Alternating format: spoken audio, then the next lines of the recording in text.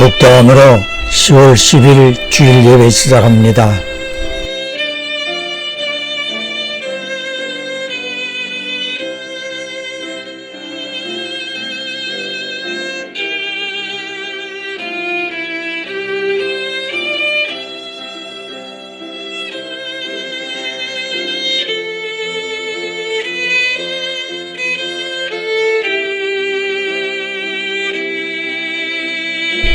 그가 찔림은 우리의 허물을 인하며 그가 상함은 우리의 죄악을 인함이라.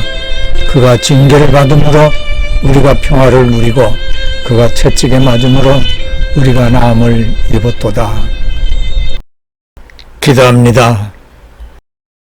전능하신 하나님 아버지, 곧 다시 오실 주 예수님께 소망을 가지고 오늘도 이 자리에 모여 하나님께 기쁨을 드릴 수 있는 예배 드리기 원합니다.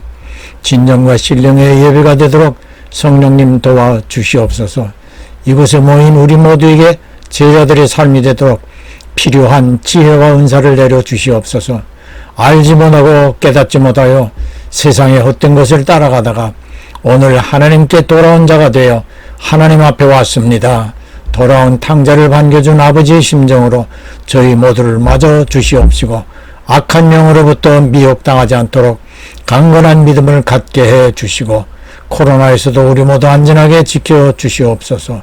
주 예수님의 일꾼들로서 열심 있는 신앙인들이 되게 하시어 주님의 날에 칭찬과 상급을 받는 삶이 되도록 인도하옵소서. 말씀을 들을 때에 하나님 말씀으로 듣게 하시어서 좋은 밭에 뿌려지는 씨앗처럼 저희들 마음의 밭에 뿌려져서 기도하는 모든 일들 위에 30배, 60배, 100개의 열매를 맺을 수 있는 인생들이 모두 되게 해 주시옵소서. 구주 예수님 이름으로 기도하옵나이다. 아멘.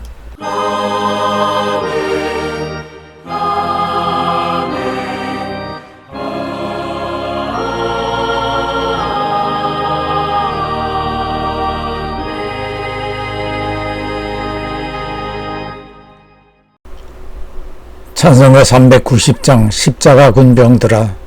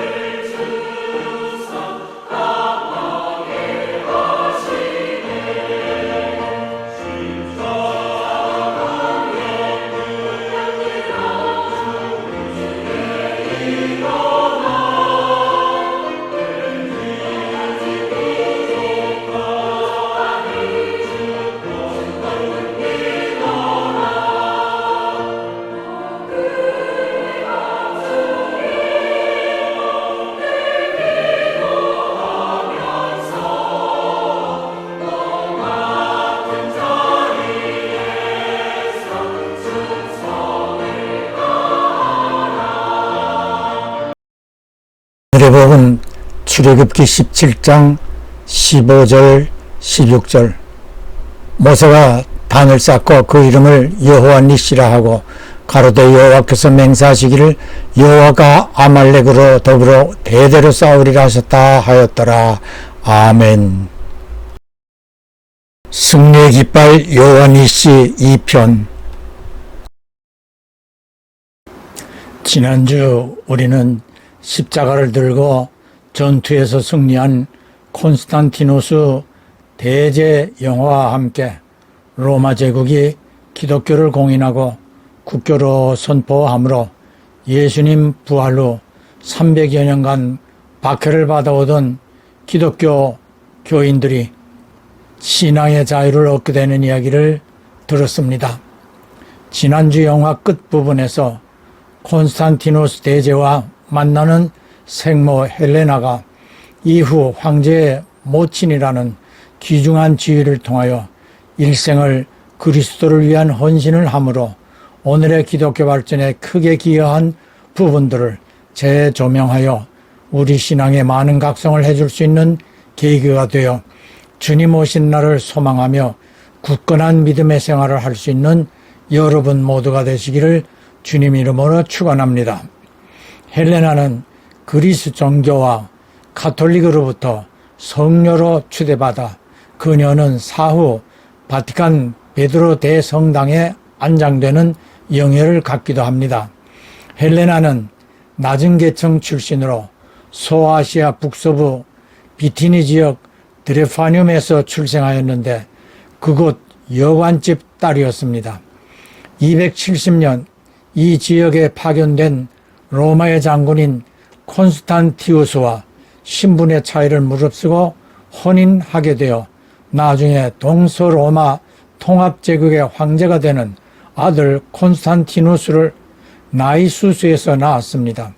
그러나 289년 본의 아니게 이혼을 하는데 남편 콘스탄티우스는 기독교인 박해자 중 한 사람인 막시미아누스 황제의 의붓딸 테오도라와 정치적 이유로 혼인하여 292년 부황제가 되고 헬레나의 아들 콘스탄티누스는 아버지 휘하에서 자라며 문무를 겸비한 지도자로 성장하고 지난주 보신 영화에서처럼 밀리비우스 브릿지에서 콘스탄티누스를 모함하고 원로원을 매수하여 황제가 된 막센티우스와 결전을 벌이게 되고 십자가를 들고 싸워 이기게 되었고 로마에 입성하여 황제로 즉위함으로 기독교인의 신앙의 자유를 허락하고 이후 313년 밀라노 칙령으로 기독교를 로마의 국교로 결정하게 합니다.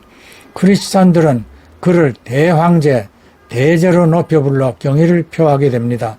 헬레나는 남편과 이혼을 한 후 기독교인으로 숨어 살면서 교인들을 돌보는 생활을 하였고 여러 번 체포되어 죽을 뻔하는 위험을 맞기도 합니다.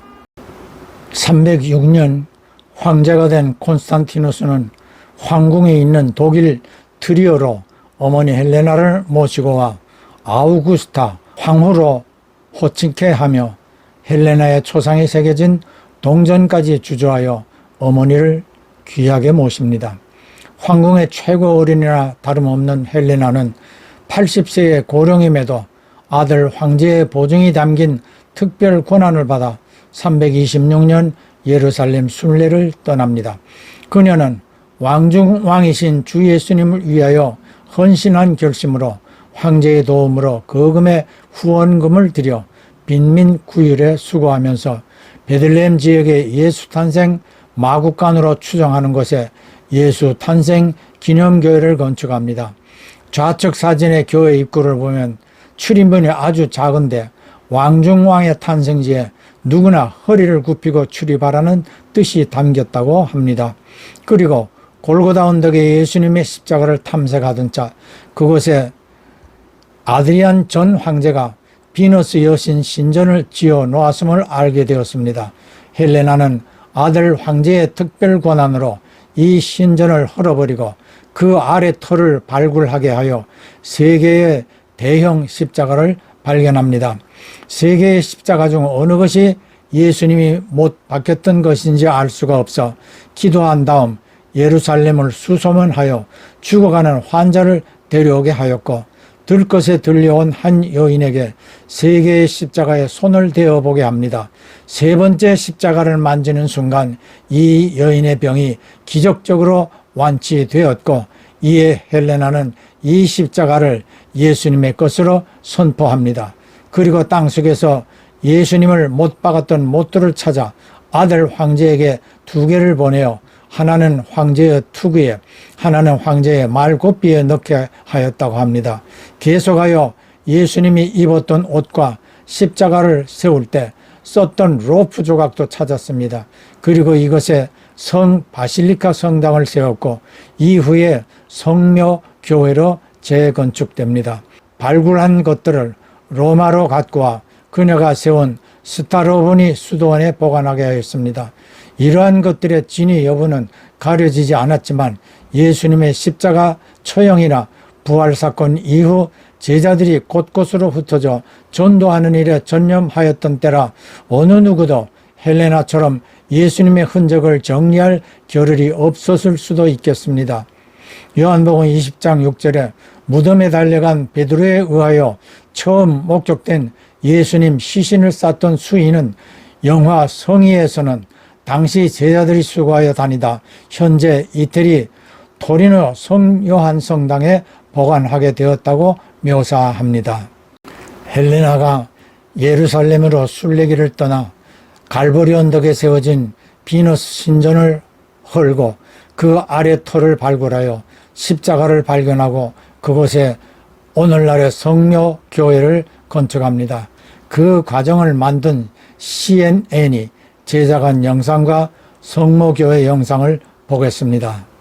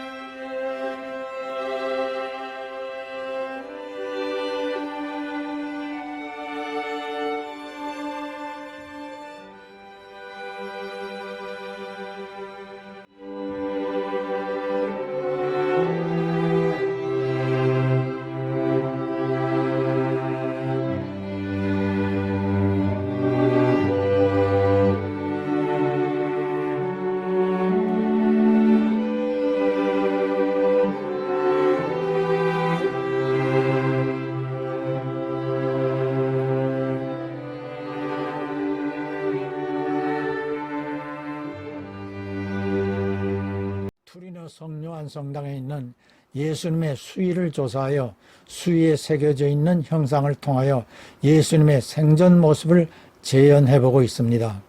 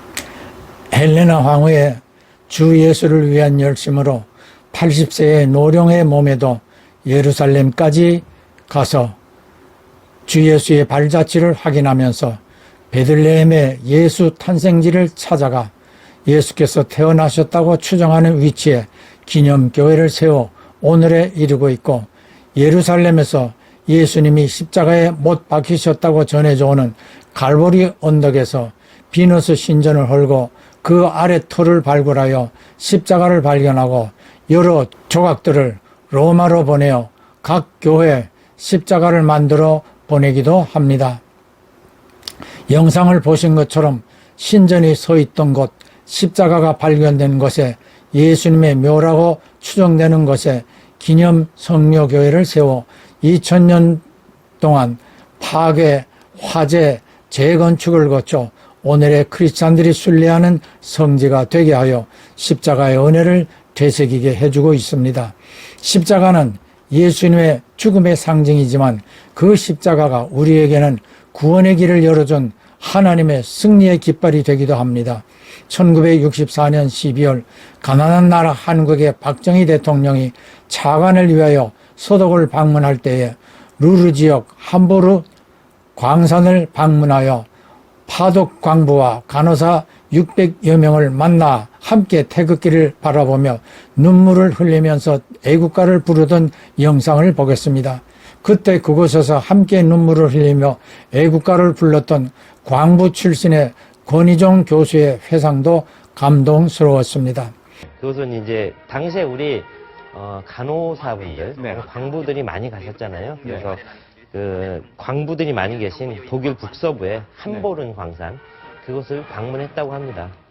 그 함보른 광산에서 당시 대통령으로서 마이크를 잡았는데요. 그 마이크를 잡고 나서 야, 내가 대통령으로서 정말 미안하다. 나라가 너무 못 살아서 여기 왔다고 이렇게 감동적인 연설을 하면서 눈물바다가 됐었다는 얘기도 있죠. 자, 그럼 당시 설명 좀 한번 직접 들어볼까요? 네. 에르하르트 독일 수상과의 회담 등 바쁜 일정을 보내면서 10일에는 함보른 광산을 방문했습니다. 태극기의 물결 속에 600명의 우리 광부들과 간호원의 눈물겨운 환영을 받은 박 대통령 내부는 깊은 감회의 눈시울을 적셨고, 수령만리 2역에서 모국의 대통령을 맞은 우리 광부들은 말없이 조국을 외치며 감격의 눈물을 흘렸습니다.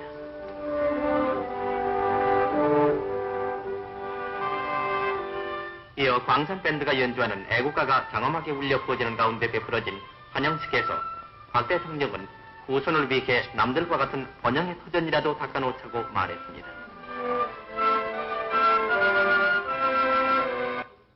그럼 우리 박정희 대통령께서 당연히 연설을 하셨겠죠? 물론이죠. 물론이죠. 아. 그래서 이제 거기 오셔가지고 이제 연설을 하기 전에 이제 탄상에서 이제 태극기에 대한 경례 있잖아요. 그 태극기에 대한 경례까지는 괜찮았어요. 근데 이제 애국가를 불러야 하잖아요. 그러니까 이제 애국가를 부르는데 그때 당시 뭐 다 언론에 많이 소개가 됐지만 동해 물과까지는 이제 어느 정도 가능했는데 그 이후로는 전부 눈물바다가 돼서 그러니까 뭐 대통령이야 뭐 여러 가지 사정상 물론 수건으로 뭐 눈시울을 적셨지만 닦아내셨지만 그러나 유경수에서는 계속 울고 계시죠. 예. 왜냐하면 그때 당시에 거기에 있는 이제 광부들이나 간호사 출신들이 엉엉 울어댔으니까요. 엉엉 울어서 전혀 뭐 연설을 못하실 정도로 이제 눈물바다가 됐었죠. 그러나 이제 대통령께서 연설을 하시니까 저희들이 들어야 하잖아요. 이제 연설을 하시는데 이제 연설을 하시는 도중에 또 이제 너무나도 이제 뭉클한 장면들이 너무 많습니다. 그 중에 이제 특히 어떤 내용의 연설 내용이 굉장히 긴데 그 중에서 일부 이제 어떤 말씀을 하시냐면은 나라가 못 사니까 이렇게 한국의 젊은이들을 외국에 보내가지고 지하 수천 미터에서 일할 수 있도록 한다는 것 자체가 너무나도 마음이 아프다. 이제 이 말씀에도 이제 광부들이 눈물을 많이 흘렸지만 이제 그 다음 말씀이 무슨 말씀을 하시냐면은 지금 이 시간에도 나라가 못 사니까 한국에 계시는 여러분들의 부모, 형제들이 지금 밥을 제대로 먹지 못하는 이런 나라입니다. 그렇기 때문에 여러분들이 민간 외교관으로서 성실하게 국가를 대표해서 열심히 일하고 독일 국민정신을 배워가지고 돌아와서 민수기 20장 1절에 모세의 누나 미리암이 가데스에서 죽고 백성들은 물이 없다고 모세를 원망합니다. 21장 8절에 하나님께서 모세에게 반석을 향하여 물을 내라고 명령하게 하였습니다. 그러나 모세는 지팡이로 반석을 2번 쳤고 물이 솟아나와 백성들이 마음껏 물을 마시게 됩니다. 이 일은 출애굽기 17장에서는 르비딤에서 일어났고 그것에서 아말렉과 싸워 이겨 감사의 단을 쌓고 여호와 니시라 불렀던 것과 가깝습니다. 그러나 지금 민수기는 르비딤 사건 이후 40년을 광야에서 방황하다가 다시 이 부근에 와서 그 반석을 마주하게 된 것입니다. 불순종하던 1세대들은 40년간 광야에서 다 죽고 2세대들을 이끌고 두 번째 반석을 마주한 모세에게 처음과 다르게 말로 하라는 하나님의 분부에도 모세는 지팡이로 반석을 2번 쳤다고 하였습니다. 이 일로 모세는 가나안에 들어가지 못하고 느보산 맞은편 비스가산에 올라가 요단강 건너 가나안 땅을 보기만 하고 죽게 되지요. 이때 원망하던 2세대에게 불뱀을 보내어 물려 죽는 일이 일어났고 하나님은 장대에 노뱀을 만들어 달고 그것을 바라보면 살 수 있게 하였습니다. 이것을 요한복음 3장 14절에서 모세가 광야에서 뱀을 든 것 같이 인자도 들려야 하리라고 말씀하시므로 노뱀을 보라는 명령을 순종하면 살게 된 것처럼 예수를 믿고 구원의 상징인 십자가를 바라보는 자는 누구나 구원을 얻게 되는 것입니다. 십자가는 예수께서 구원의 피를 흘리신 것이며 그의 피값으로 우리의 불순종의 모든 죄가 해결되어진 것입니다. 그러나 이러한 십자가에 대하여 우리가 조심해야 할 일이 있습니다. 십자가는 주 예수님의 죽으심을 상징하고 십자가를 볼 때마다 그의 죽으심으로 우리가 죄 사함을 얻어 하나님 자녀가 되었으며 하나님의 능력으로 사망에서 일어나 부활하신 주 예수님이 승천하시어 하나님 보좌 우편에 앉아 계시다가 하나님의 호령과 나팔 소리와 함께 우리를 데리러 공중에 오신다는 사실을 믿게 하는 것이지 십자가 자체를 부처 모시듯이 숭배의 대상이 되는 것은 아니라는 것입니다. 그러므로 개신교의 십자가는 비어 있으나 가톨릭의 십자가는 지금도 주 예수님이 십자가에 못 박혀 달려 있습니다. 다시 말하여 우리가 바라보는 십자가는 죽으시고 부활 승리하시고 곧 다시 오실 주 예수님을 상징하는 십자가로서 곧 하나님의 사랑과 은혜를 기억하게 하는 것입니다. 그래서 개신교 일부 교단에서는 예배당 전면에 십자가를 걸지 않는 것도 있습니다. 십자가를 예수님같이 숭배하는 오해를 하지 않도록 말입니다. 제가 이 영상 예배 끝부분에 올린 펄럭이는 우리의 태극기와 함께 그 위에 하나님이 보호하사 우리나라 만세, 이 말 한마디, 하나님이 크신 뜻을 이루시려는 우리나라이기에 우리는 이 태극기가 하나님의 도우심이 함께 하시는 승리의 깃발이 되어서 예수복음 통일을 이루고 세계 곳곳에 십자가와 함께 복음을 온 천하에 전파하는 선교 한국이 되도록 주어진 직분에서 헬레나처럼 힘쓰는 믿음의 삶을 살아가시고 어느 날 우리의 주 예수님이 공중에 오시어 우리의 이름을 부르는 천사들과 함께 모두 주님께로 들려 올라가시는 여러분 모두가 되시기를 주 예수님 이름으로 축원합니다. 예, 아멘, 할렐루야. 봉헌은 예배의 한 요소입니다. 헌금, 예물 다 중요하지만 헌신, 나 자신을 온전한 제물로 드리려는 마음이 제일 중요합니다. 주 예수께서는 십자가에서 피와 물을 다 쏟으시어 우리를 위해 희생하신 어린 양의 제물입니다.